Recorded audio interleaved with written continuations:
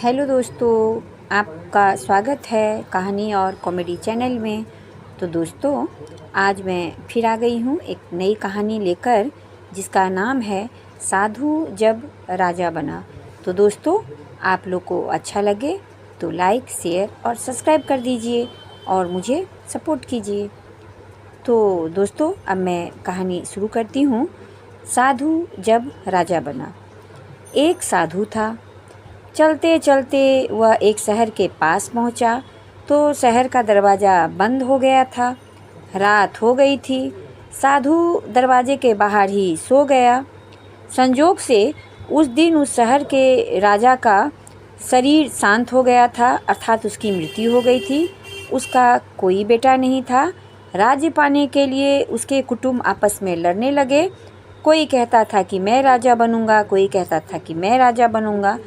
अंत में यह निर्णय लिया गया कि कल सुबह दरवाज़ा खुलने पर जो सबसे पहले भीतर आएगा उसे ही राजा बना दिया जाएगा। तो सुबह होते ही शहर का दरवाज़ा खुला तो सबसे पहले साधु भीतर आया।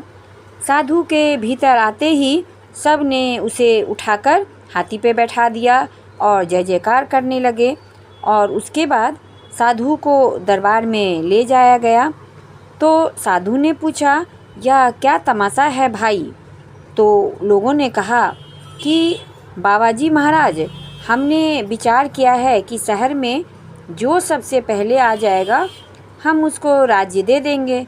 तो सबसे पहले आप आए हैं, इसलिए हमने आपको आज से यहाँ का राजा बनाया है।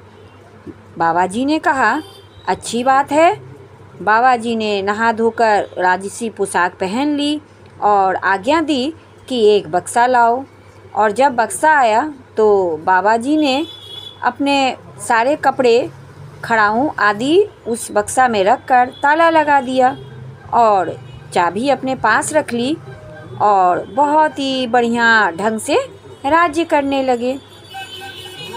बाबा जी में ना तो कोई अपनी कामना थी, ना कोई चिंता थी और ना ही उनको भोग की कोई अभिलाषा थी।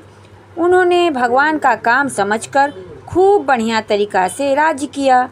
फलस्वरूप राज्य की बहुत उन्नति हो गई, आमदनी बहुत ज़्यादा हो गई, राज्य का खजाना बढ़ गया, सारे प्रजा सुखी हो गए। अब जो है, राज्य की समृद्धि को देखकर पड़ोसी के एक राजा ने विचार किया कि ये साधु बाबा तो राज्य करना जानते हैं पर लड़ाई करना नहीं जानते हैं, तो क्यों ना मैं लड़ाई करके राज्य जीत लूं। और उसने चढ़ाई कर दी। राज्य के सैनिक ने बाबा जी को समाचार दिया कि पड़ोसी राजा ने चढ़ाई कर दी है। तो बाबा जी बोले, करने दो, अपने को लड़ाई नहीं करनी है। थोड़ी देर में समाचार आया कि शत्रु की सेना नज़दीक आ रही है। तो फिर साधु बाबा बोले, आने दो। फिर समाचार आया कि शत्रु की सेना पास आ गई है। तो बाबा जी ने आदमी भेजा और आदमी ने जाकर के राजा से पूछा, आप क्यों आए हैं? पड़ोसी राजा ने समाचार भेजा कि हम यहाँ राज्य लेने आए हैं। बाबा जी ने कहा, राज्य पाने के लिए लड़ने की क्या ज़रूरत है? बाबा जी ने आज्ञा दी कि मेरा बक्सा लाओ। बक्सा मंगाकर उन्होंने खोला और अपने पहले के कपड़े पहनकर अपनी खड़ाऊँ पहन ली। बाबा जी पड़ोसी के राजा से बोले कि इतने दिन मैंने रोटी खाई है, अब आप खाओ। मैं तो इसलिए बैठा था कि राज्य संभालने वाला कोई नहीं था, वरना मैं तो बैरागी हूँ, मुझे राज्य से क्या लेना देना। तो अब आप आ गए हो तो संभालो इस राज्य को। व्यर्थ में लड़ाई करके हम मनुष्यों को क्यों मारे? और उन्होंने खुशी खुशी राज्य दे दिया और वहाँ से वे चले गए। तो दोस्तों, इस कहानी का तात्पर्य ये नहीं है कि शत्रु आए तो उसको राज्य दे दो।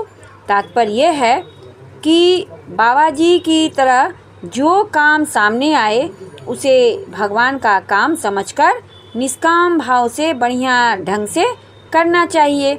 उसमें अपना कोई मोह नहीं रखना चाहिए और समय आने पर छोड़ के चला जाना चाहिए। तो दोस्तों, कैसी लगी कहानी? अच्छी लगी तो लाइक, शेयर और सब्सक्राइब कर दीजिए और ज़्यादा से ज़्यादा सब्सक्राइब करके मुझे सपोर्ट कीजिए। धन्यवाद।